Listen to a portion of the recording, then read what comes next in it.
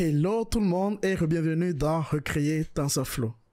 Là, dans la dernière vidéo, on a créé l'architecture de la classe danse qui est là, ok? On sait désormais que ça, c'est une couche danse. Ça, c'est une couche danse. Ça également, c'est une couche danse. Et on sait ce que chaque chose veut dire. Ce que ça implique qu'on a plusieurs couches. Bah, du coup, on aura, si on a deux couches par exemple là, on a 2W, 2B également aussi, et ainsi de suite. Très bien. Alors, c'est dans cette classe-là qu'il faut que... On a déjà nos classes. On a déjà la classe... regardez ici. On a déjà la classe dot, la classe add, la classe sigmoid, la classe loss. Alors, ici, pour notre danse, elle prend en compte seulement dot, add et sigmoid. OK? Et on sait que dot, tout ce qui change dans dot, c'est le paramètre weight. OK? Donc, que ce soit cette couche ou cette couche, c'est le paramètre qui change. C'est ça l'encapsulation. On a créé tout le fonctionnement à l'intérieur juste pour que ce soit le paramètre qui change. Très bien. Et pour le biais aussi, c'est la même chose. Et le sigmoid, c'est l'entrée aussi qui change. Donc, du coup, il faut qu'on puisse créer les différentes entrées en même temps. Donc, je vais dédier une fonction pour ça, qui nous crée les différentes entrées. Donc, du coup, ce qu'on avait appelé ici, si vous vous rappelez bien, ce qu'on avait appelé ici le weight initialization, c'est ça. Vous voyez ici, le weight initialization. Voilà. C'est un peu ce qu'on va essayer de refaire ici. OK? Donc, je vais le copier là. Donc, on va avoir une fonction qui fait le weight initialization qu'on va appeler build. OK? Donc, on va dire que cette fonction, ce qu'elle fait, en fait, c'est qu'elle construit, en fait, les bases, en fait, pour la couche. Elle lui donne les éléments dont il a besoin. Donc, du coup, pour avoir les bonnes formes pour les W et les B, il nous faut avoir une idée de l'input. OK? Parce que ici, c'est parce qu'on sait qu'on a 4 caractéristiques, par exemple, qu'on a pu dire que c'est 4, 2. Et ici, 2, c'est le nombre de neurones. Donc, ça, il faut qu'on le garde en tête. Donc, 2 points. Donc, et puisque c'est généré de façon aléatoire, peut-être qu'on va lui donner, on va fixer le caractère aléatoire. Alors, on peut le laisser comme ça, mais bon, moi, j'aime le fixer pour que vous ayez les mêmes résultats que moi. Donc, alors, ici, je vais mettre le commentaire weight initialization. Voilà. Très bien. Donc, maintenant qu'on a fait ça, comment on sait, ça c'est pour une seule couche, hein. On veut créer, c'est une seule couche. On veut créer le format de couche. Donc, du coup, il aura... une couche aura un W et un B normalement. Un W et un B. C'est une seule couche. Très bien. Donc, du coup, on va lui dire, on va créer les W d'abord. Donc, on va appeler ça self weight. C'est égal à np.random. On va le créer de façon aléatoire. np.rand n. Et le format, c'est quoi? C'est le shape. Si ici c'est 1004, donc le shape ici, donc shape est le deuxième élément du shape, donc indice 1. Donc du coup on va lui dire de prendre le format ici, c'est input.shape 1. Et le deuxième élément c'est le nombre de neurones, tout simplement. Donc self.neurons. Très bien. Et là on a notre weight. On va le créer aussi pour le biais. Donc, self biais égale np.random.randn. Alors, ici, pour le B, si on regarde ici, on aura un truc du genre 1, 2. Le nombre de neurones. Ici, on aura un truc du genre 1, B1 ici, ce sera 1, 2. Et ici, ce sera 1, 1. Donc, le nombre de neurones est le deuxième élément. Le premier élément, c'est toujours 1. Donc, on va faire, vous voyez ici, 1, n features et 1, 1. Donc, ici, on va lui dire que de prendre la forme 1 self.neurons. Très bien.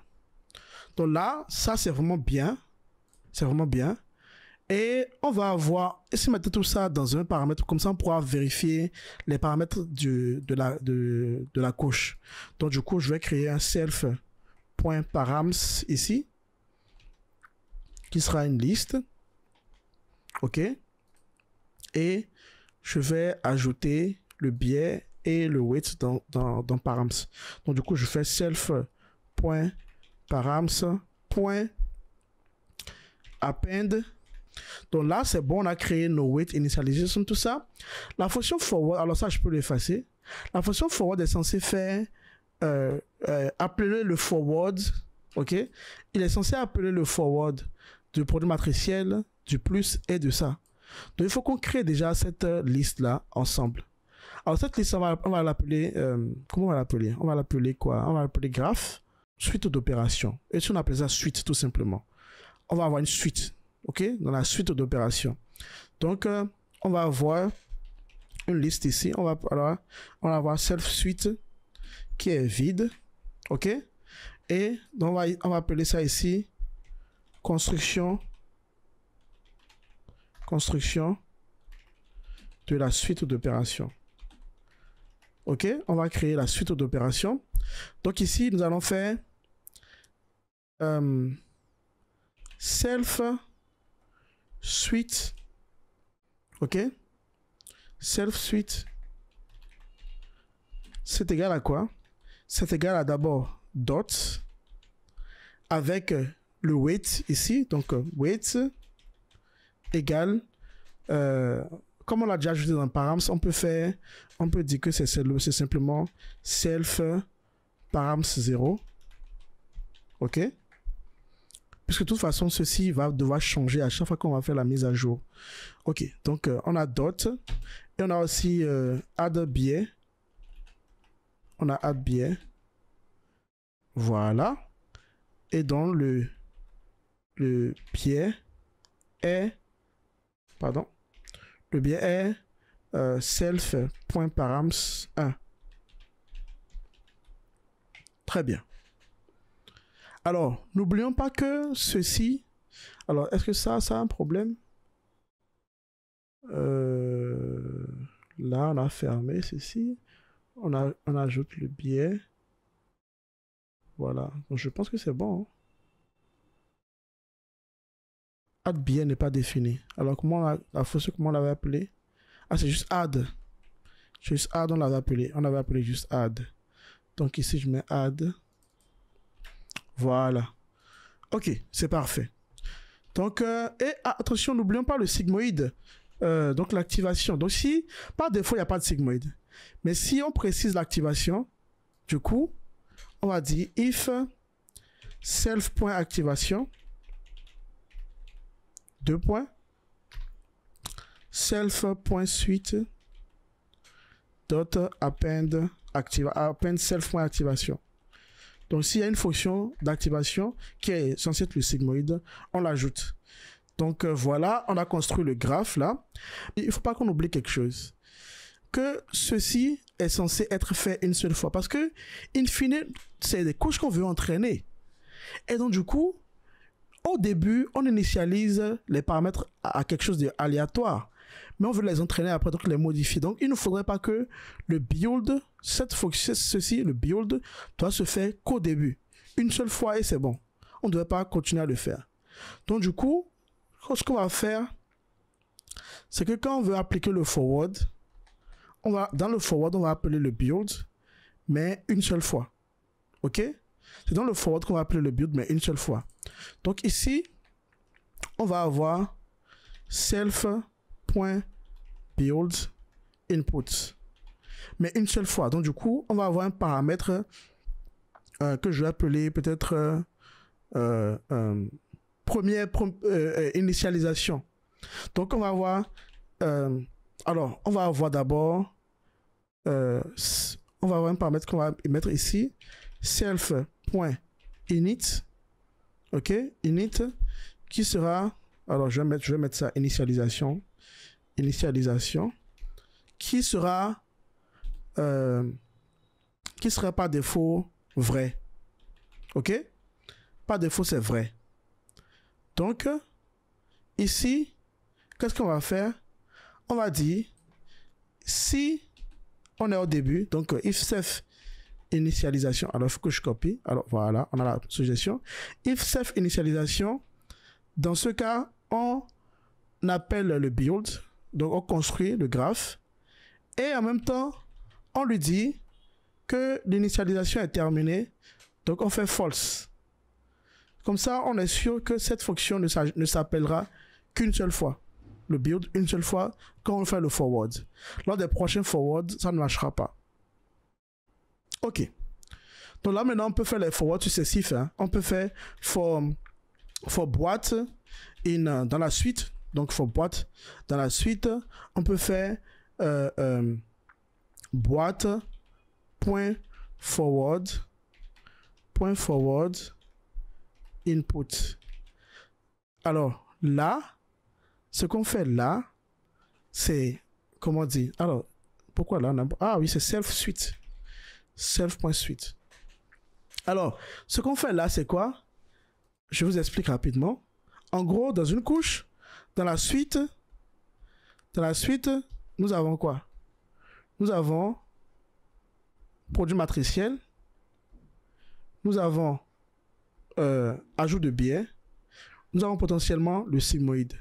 Donc, qu'est-ce qu'on lui dit? On lui dit, quand tu prends l'entrée là, pour chaque boîte d'ensuite, tu fais ça forward input que tu lui envoies lui. OK? Et lui, il prend ça, il fait forward input, il fait l'opération qu'il doit faire, et lui aussi récupère ça, il fait forward input, et tu as la sortie. Donc, ce que nous allons faire, nous allons appeler ceci, on va sauvegarder ça dans input pour écraser input à chaque fois. Vous voyez, donc du coup, au début, input, c'est l'entrée. Puis quand lui, il le change, la première boîte, c'est le produit matriciel, il le change et il l'écrase. Donc input, ce sera, ok, regardez ceci.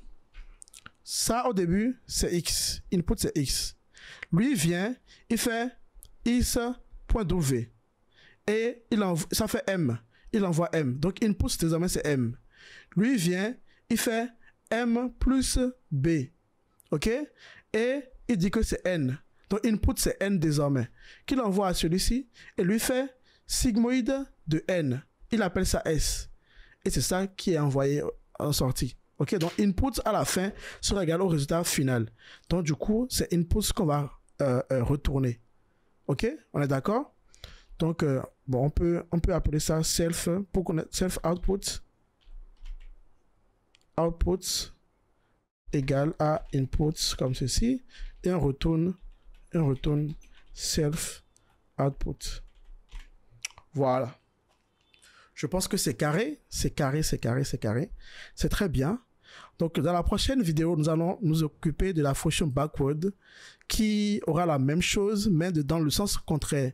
On fera plutôt d'abord dériver par rapport à ceci, puis par rapport à ceci et par rapport à ceci. Allons-y dans la prochaine vidéo.